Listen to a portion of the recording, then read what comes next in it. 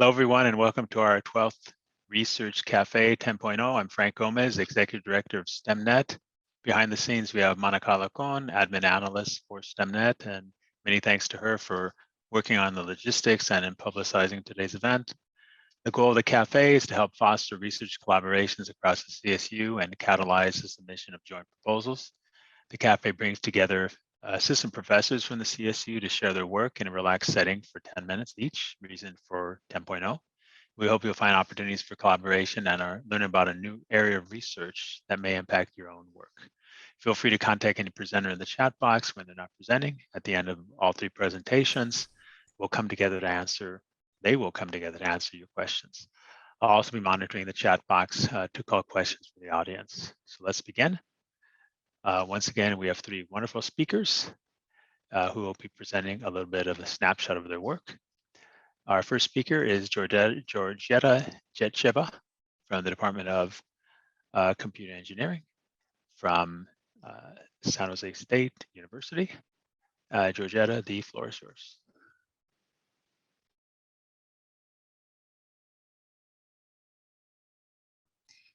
Great. Thank you, Frank, for the introduction and for inviting me to present at the cafe. It is my pleasure to have this opportunity and to meet all of you here in the audience as well. I hope everybody can see my slides. Great. As Frank mentioned, I'm from the Department of Computer Engineering at San Jose State. And by way of introduction, I will tell you a little bit about my journey and how I ended up here.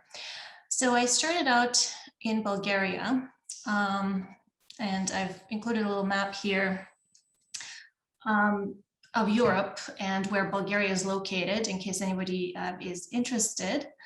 I was lucky to get a scholarship to attend Mount Holyoke College and got a bachelor's degree, a Bachelor of Arts degree in computer science with a second major in math.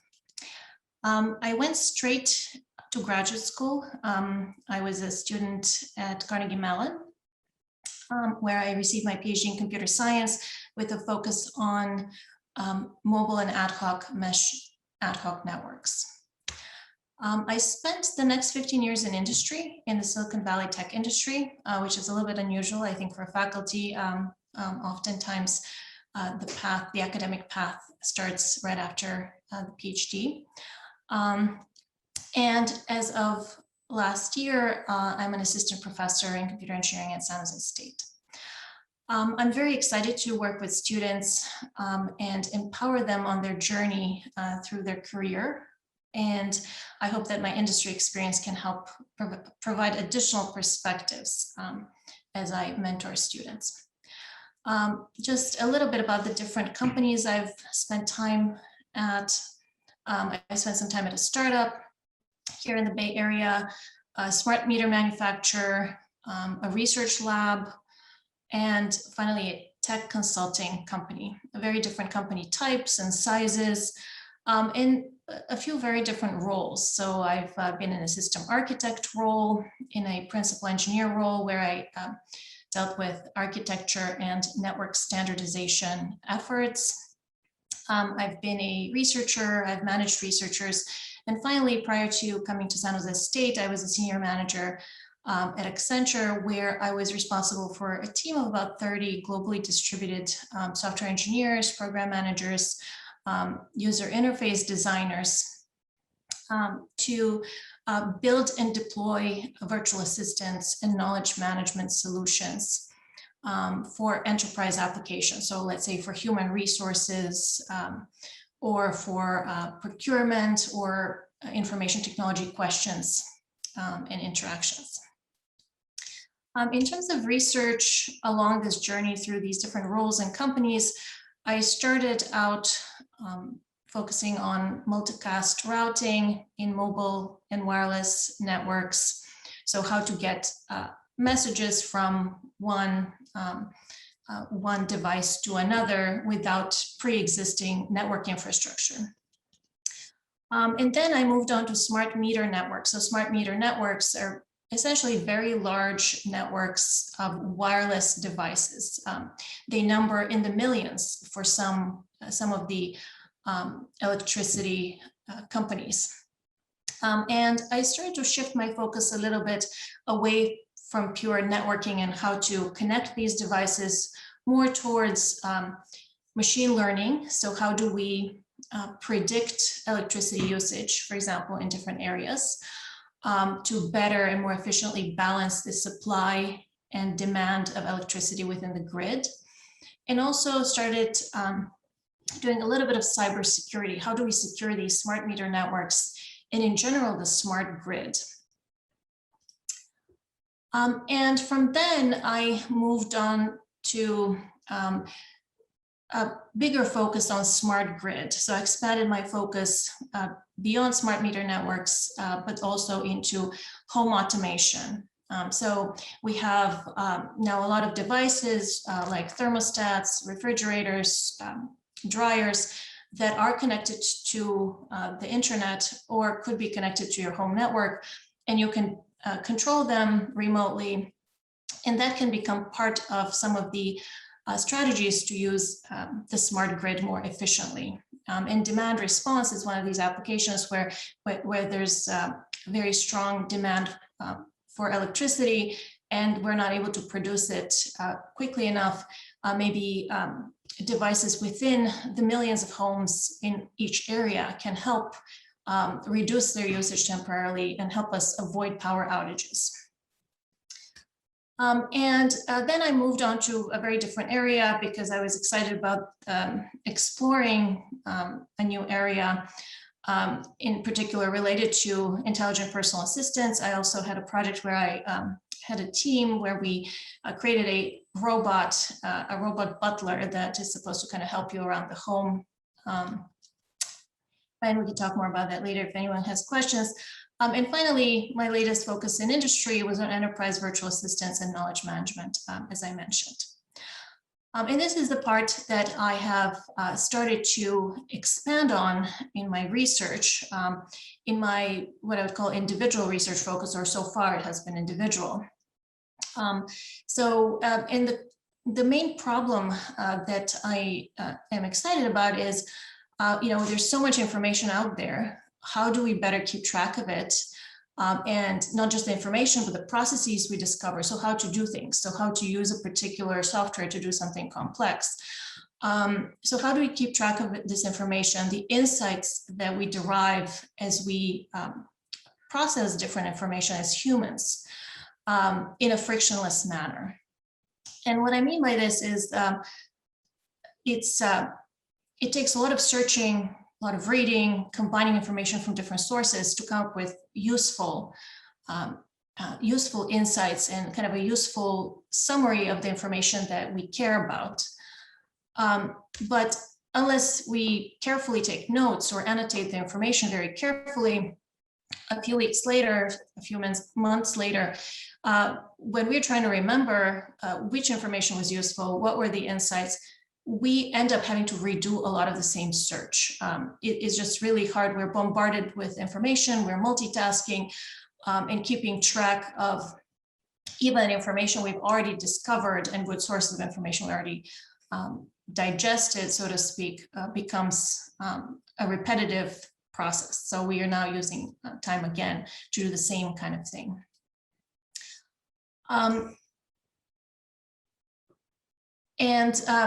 There are a few challenges from a research point of view here.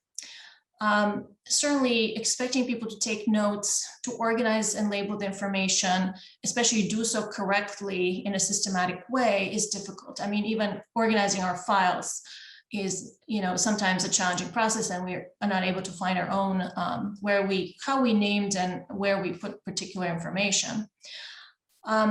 Also, we tend to look through a lot of information, but we have very specific questions. So maybe I looked at 20 different papers.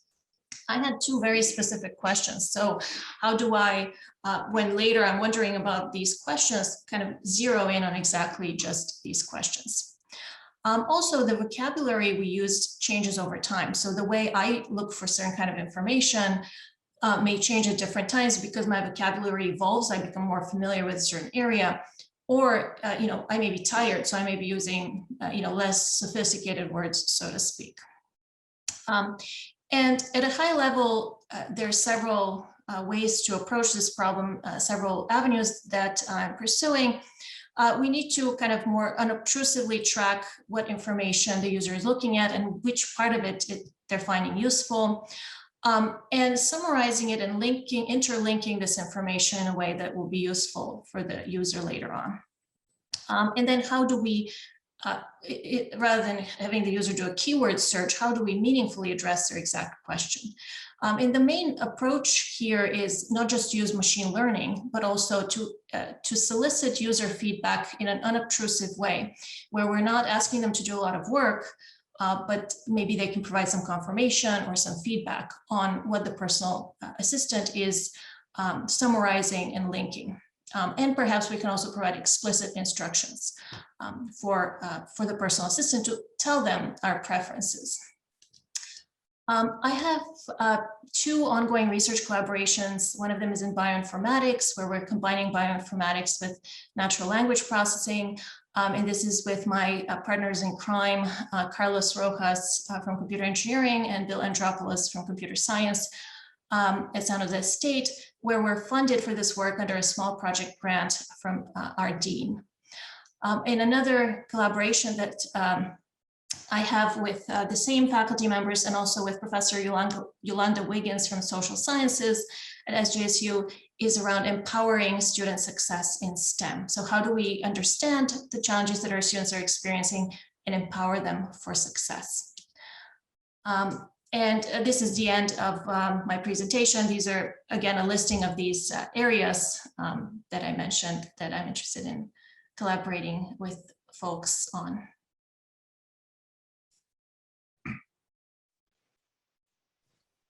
Great, thank you, Jorjeta, for your interesting talk.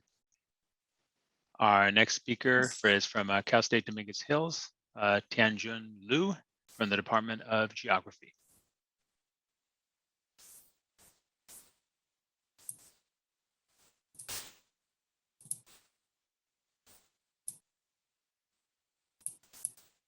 Okay, thank you so much, Frank, and also thank you for the invitation.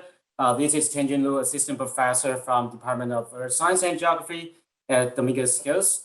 So today I'm going to spend some time to give you an overview of what I have been doing these days to promote healthy communities through transportation and environment. So a little bit background of myself. So I grew up in Huangshi, China.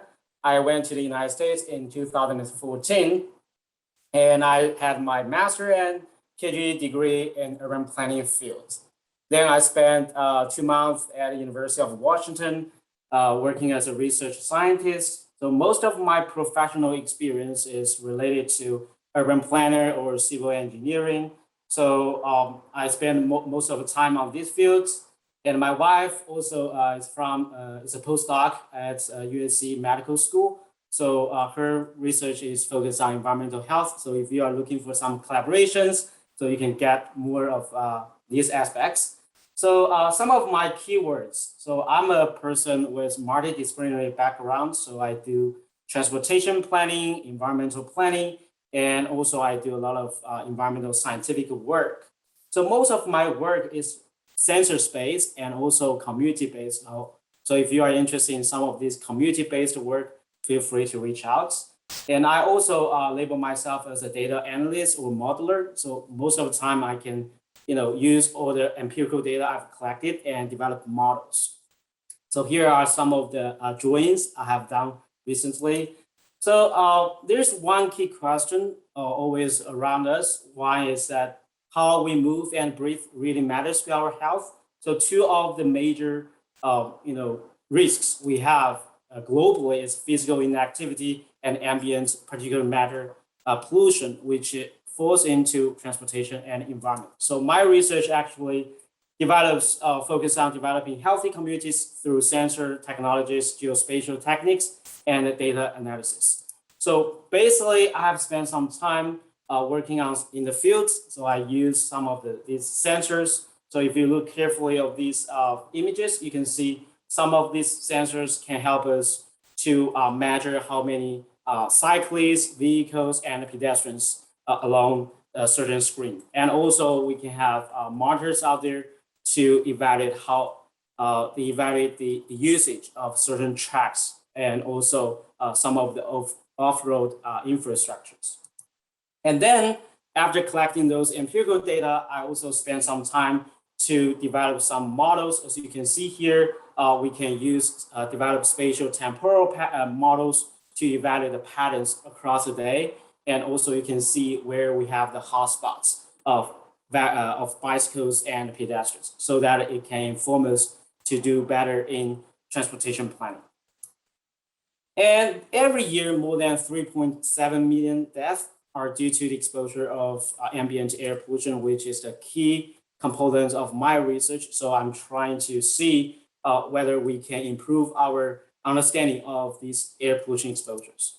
So part of the research is also, we again have the measurements from the AQS data like the air quality system from Environmental Protection Agency. So we can actually use those gold standard empirical data with some of these variables we caught from traffic, from land use, from greenness, and also from elevation. So we can actually extract some of this information at different buffers and also develop empirical models. And then ultimately you can see some of these predictions across the entire country. So you can extract those exposure data and also link that to the health data you want.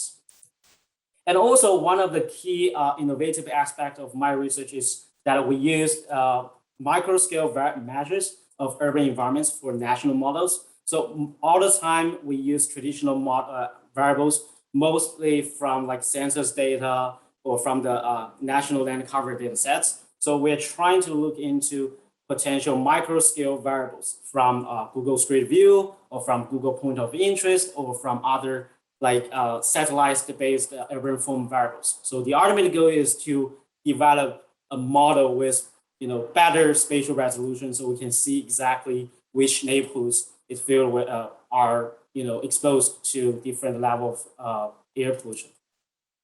To describe some of my ongoing studies, mostly about transportation, air pollution, and urban form. So the first one is that I have been doing some mobility challenge work. So we want to understand how underserved communities are burdened with the transportation challenges, right? Especially before and during COVID-19. So we use geospatial analysis and conduct some surveys and community engagement to better understand what their challenges are and what are the potential routes for us to improve their challenges, to improve their solutions. And also the second project I've been doing is that, as you know, that due to COVID, we have to stay most of the time at home. So I myself have spent a year also at home to work as assistant professor.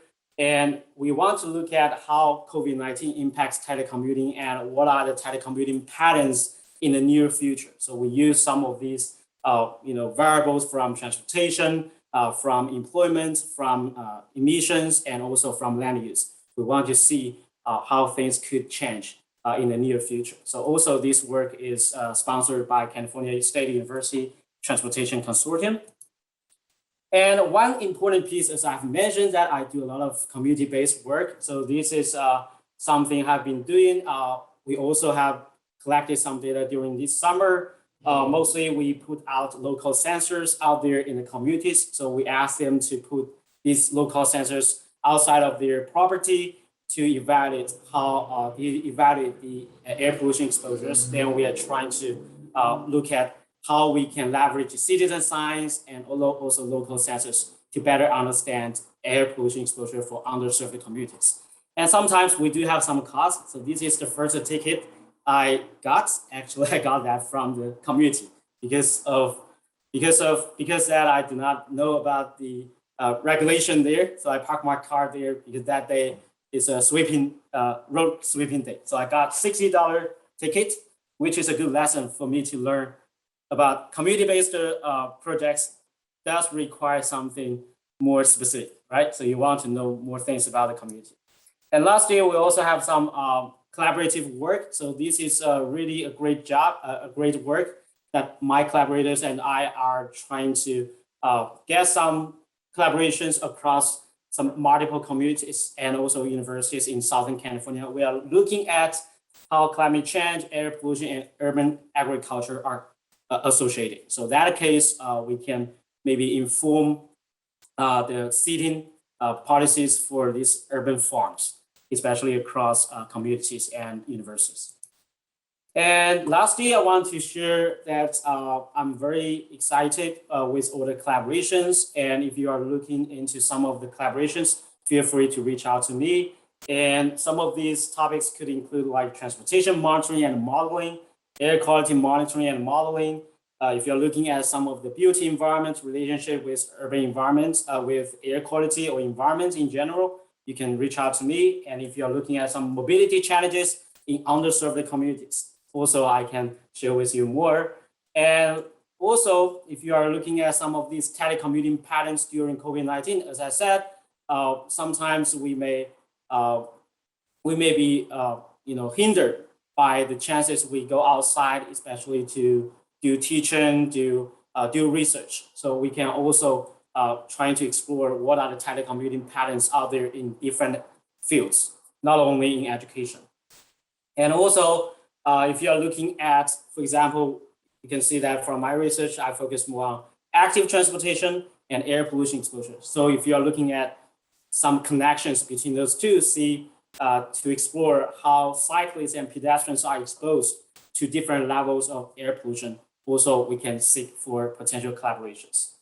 And in general, my research focuses on environmental justice issues, and also if you're looking at some of these environmental inequality, especially in California, I think this is a great chance.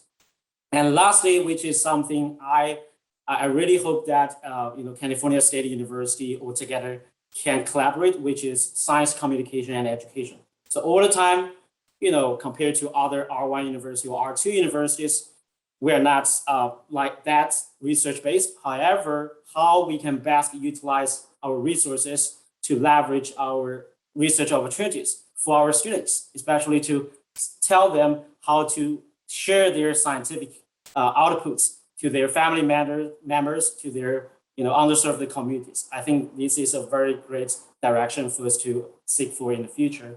And lastly, here's my website and contact information. Feel free to reach out. Thank you so much. Thank you, Tianjun, for a very interesting talk on, learned a lot there. Our next speaker is Breanna Putman from CSU San Bernardino. Bree, the floor is yours. Okay, great. You can see my screen, I'm assuming. Awesome. So thank you again for inviting me. I'm excited to talk on some research that I haven't yet started, but I'm thinking about starting in the spring and has been inspired by some personal experiences with wildfires in Southern California. So yes, I'm an assistant professor at Cal State San Bernardino. And I'm actually a product of the Cal State system. So I got my bachelor's in biology at Cal Poly San Luis Obispo. Then I did my PhD at SDSU and the joint program with UC Davis. And then I transitioned to UCLA and the Natural History Museum of Los Angeles for my postdoc. For my PhD, I looked at the predator-prey relationship between rattlesnakes and ground squirrels. And I've kind of used like the theory behind predator-prey relationships in order to inform my current research. So I consider myself a herpetologist and behavioral ecologist. And so I'll get a herpetologist is someone who studies reptiles and amphibians, and I'll get into behavioral ecologists in, I think, a couple slides. My lab at Cal State San Bernardino is called the Bree Lab because it's my name and it's everything I study. So behavior, reptiles, ecology, and evolution. And I joined this biology department in 2019. I'm all about student research. So I have lots of students in my lab all working on projects. There we go. Okay, so what does a behavioral ecologist do? So the Wikipedia definition of behavioral ecology is the evolutionary basis for animal behavior due to ecological pressures. I'm really interested in how humans impact the environment. So that would be the ecological pressure. And in terms of evolutionary basis, my main research really looks at our species or populations of animals with certain evolved traits better able to handle or respond to rapid changes that are caused by people. As a herpetologist, I work with reptiles and I study the lizards in Southern California. And this is a great study system because, as you may be aware, we have lots of different species. It's a hot spot of reptile diversity, and some of them are really sensitive to human-induced changes, and some of them seem to be doing quite well. So it makes a really good comparative system. I'm from Southern California and I did my postdoc in Los Angeles. So here's this image of downtown LA. As you can see, or as you're probably well aware, it's a very urban environment. So this is a good follow-up to the last talk. So a big portion of my lab's research is looking at how animals respond to urbanization and increased presence of people in urban areas. And so far, what we've found is from a global meta-analysis is that contact with humans leads to a reduction in anti-predator responses, meaning animals are less able to respond to actual predators. What I found from my postdoc work is that native lizard species that are sensitive to urban development are more fearful of people. So they're not able to like update their responses in order to deal with increased human activity levels. And then we're also finding sort of evolutionary shifts. So shifts in body size, limb lengths, and toe lengths with urbanization. So lizards in urban areas seem to be smaller and have shorter limbs and toes than those in more natural habitats. So that's like one aspect of my lab's research.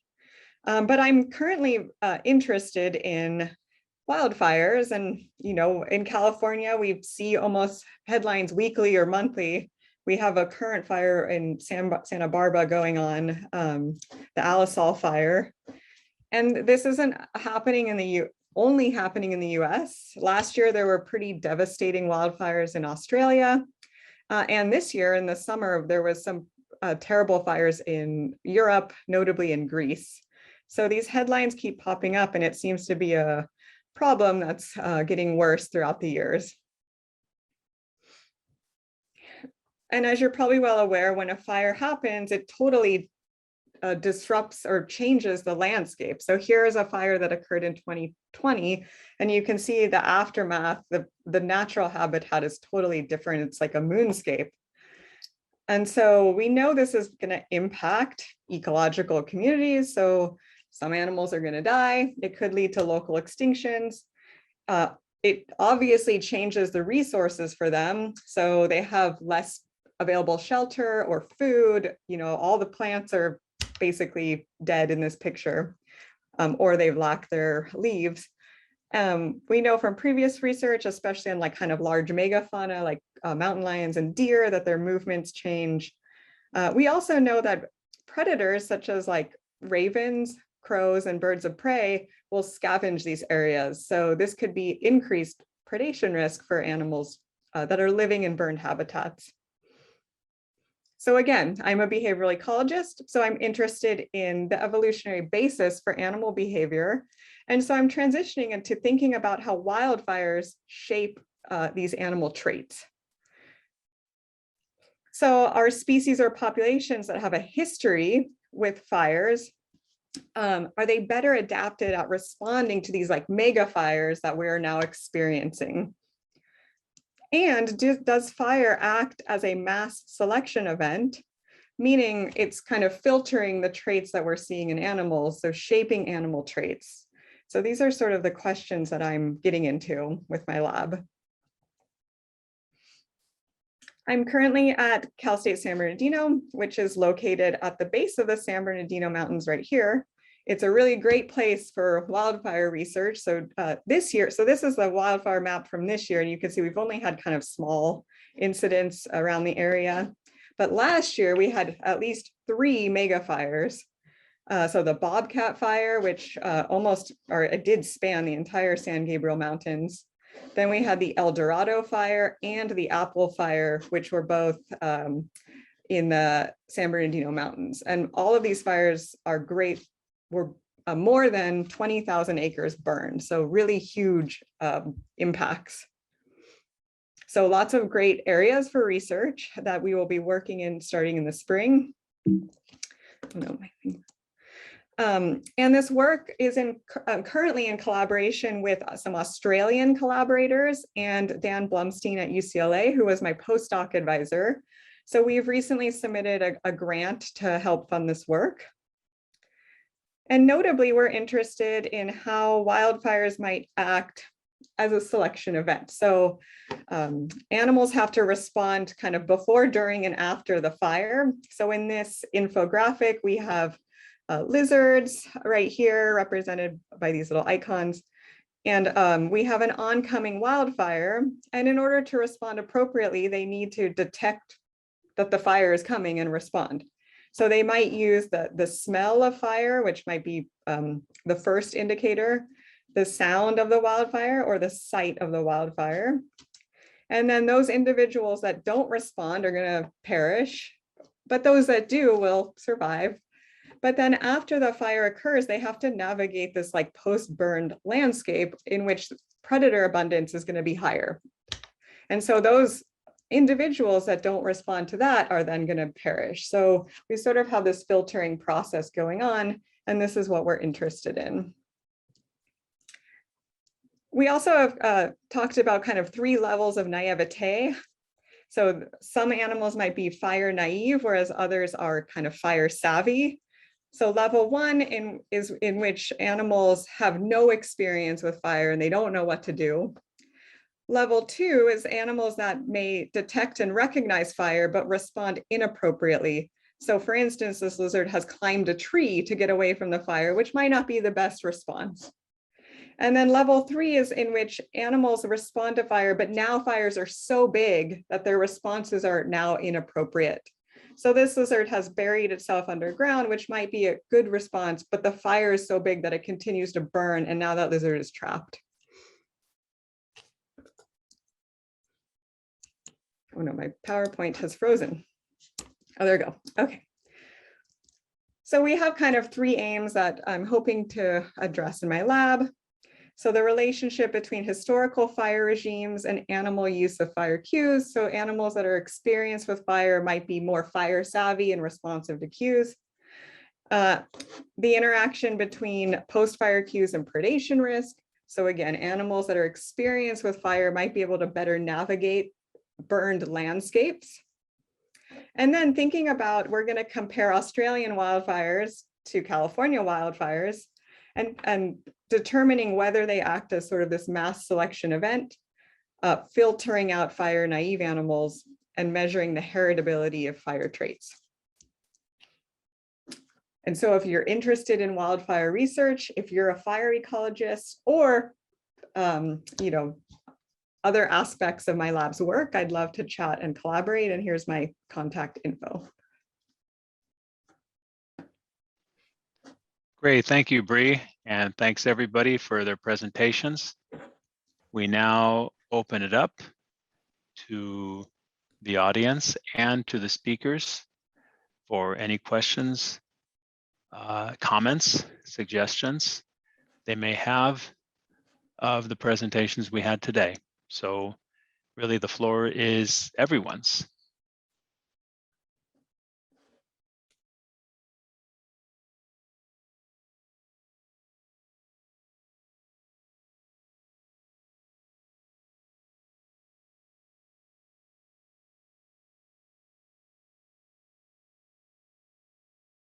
We have Jorjeta. I have a question for Bree. Obviously, I don't know anything about this area. I'm just curious which animals have experience with fire, or because they all live in the same general area. So I naturally would assume that they all have the same level of experience with fire. Yeah, that's a great question. So certain habitats are more fire prone than other habitats. So for instance, like the oak woodlands and hills and forests, fire is like a natural part of that ecosystem. So those animals kind of have a historical, an evolutionary relationship with fire. Whereas, for instance, like in more desert areas, like that, they don't experience fire as often, but now we have like invasive grasses moving in that are changing the fire regimes. Another aspect is when we urbanize areas. So when we build housing developments, that could kind of relax selection. So we tend to prioritize saving urban areas, you know, when a fire occurs, or those areas are less likely to burn than like a natural habitat. So that's another aspect of the work is like, for instance, animals that live in urban areas. And if they've lived in that area for long enough, maybe they've lost their responses over time because they're not experiencing the fires in the same way that animals living in a more natural habitat are. Great, great. Thanks a lot. It's very interesting work. Thank you.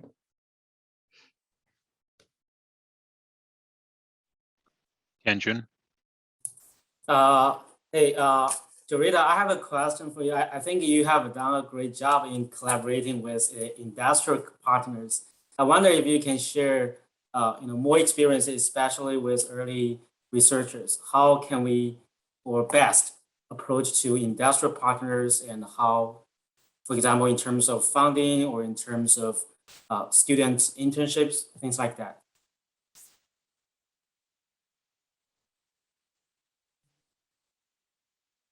Jorjeta? Oh, my apologies. I was reading a question in the chat and I missed my name at the beginning of your question. I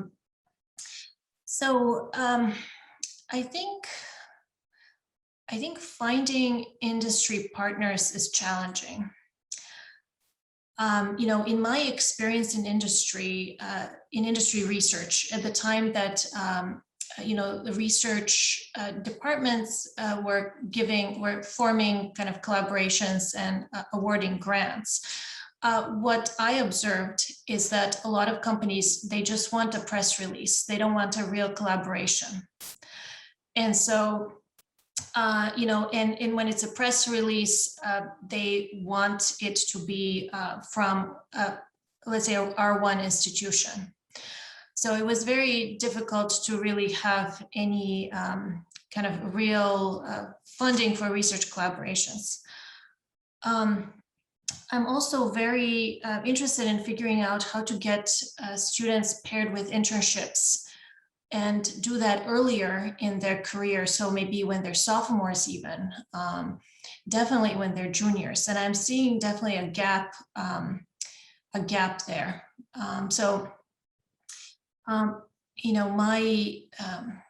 My intention is to try to figure out how do we create funded internship opportunities on our campuses. In the absence, if we are not able to, get industry internships necessarily for everyone, how do we expand the number of people who can get research opportunities and project opportunities, not necessarily just research, during the summer on campus with faculty. And Tianjun, I don't know if I missed any aspects of your question. I think that's great. Yeah, that answered my question. Thank you. Thanks a lot for the question. I wish I had better answers. I have also identified these problems and I want to figure out how we can address them. Yeah.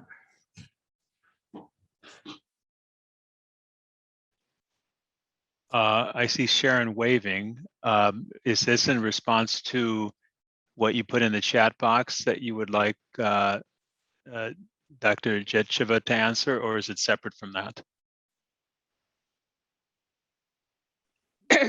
Sorry, my throat is a little off, but hello. I wanted to ask, a question to Dr. Jorjeta. I'm a computer science master's student. Actually, next semester would be my capstone, and I'm considering like you mentioned, maybe doing a research project or something for my capstone. However, I don't have any experience in research opportunities, which is kind of why I'm here, sort of to figure that out and know what sort of research opportunities there are. I definitely have a lot of interest in a lot of the topics that Dr. Jorjeta was talking about, but specifically, I think I can probably also open it up to the other researchers here, like student success in science and tech industry. I'm definitely, I found it personally very difficult for me to be aware of the sort of opportunities for mentorships, mentorships and internships of just basically how to ask for advice in both undergraduate and the graduate setting. I've had a lot of difficulty just sort of figuring that out. And what sort of advice would you give to a student wanting to just sort of get a taste of research and sort of expand their skill set before either going to industry or pursuing further research? Yeah, that's my question. Thank you. Great question, Sharon, and I'll provide a quick response first, and I'm sure the other speakers have a lot of insights as well. You can always reach out to faculty that are doing something related to what you're interested in. And there are two ways to do that. You can email them. Generally, our office hours are also posted. So office hours means that anybody can go and you can speak with faculty.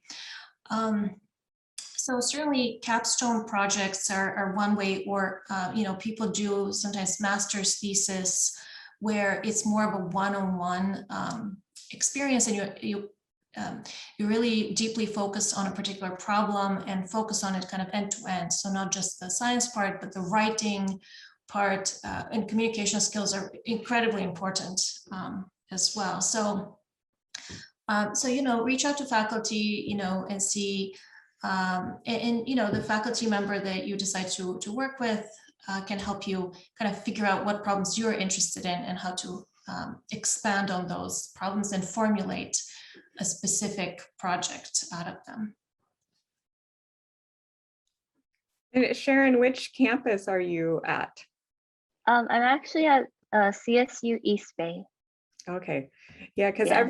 every campus I think has different resources and programs for students. So yeah, you'll have to check and see what, I don't know, in the computer science department, what you have available to you there. But I agree with Jorjeta, like just emailing, don't be afraid to bug people. I think students get nervous, like they don't want to, bug a professor, and so just don't be afraid to be buggy. And if you email and then don't hear a response, don't be afraid to send a second or third email. Thank you so much. I definitely am the type to be a little shy in reaching out to professors. Yeah, so don't worry, no one's gonna bite, hopefully. So. Yeah, thank you. Yes, Sharon. I just want to add another point, like, reaching out to professors surely are very important, right? But sometimes I think there is one challenge, right? Especially from the student side, they don't know how to frame the email, things like that. One thing it would be like, for research-based faculties, they should have a website, normally include some of the projects or student members in that. Maybe it's better for you if you know some of the students, you can reach out to the students, right? To get the taste of how the faculty would work, how the professors' habit of doing things. And also when you send your emails, you can just briefly summarize, what you have studied, right? Especially like go through in their websites and then point out directly to, okay, professor, I'm very interested in this direction of research. I'd like to schedule a Zoom meeting with you if that's possible, right? Always sending emails politely. I believe faculties are welcome, right? So they will be very excited to find opportunities for you, especially for seeking for internships or scholarships. Okay. All right, thank you so much. And just to add one note here, I don't know if we're allowed to advise capstone projects for students from a different campus, but certainly we can provide any feedback. And if you're doing a thesis, can be members, I believe, of your thesis committee. So we may not be officially your advisor, but you can reach out to anybody from the whole system, and this is one of the benefits of the system, for additional support. And maybe some of the other opportunities like summer opportunities, etc., you could actually do on one of the other campuses as well. So I always ask, you never know what's possible and how even the established rules or guidelines can be changed to accommodate someone who is excited about doing different kinds of work.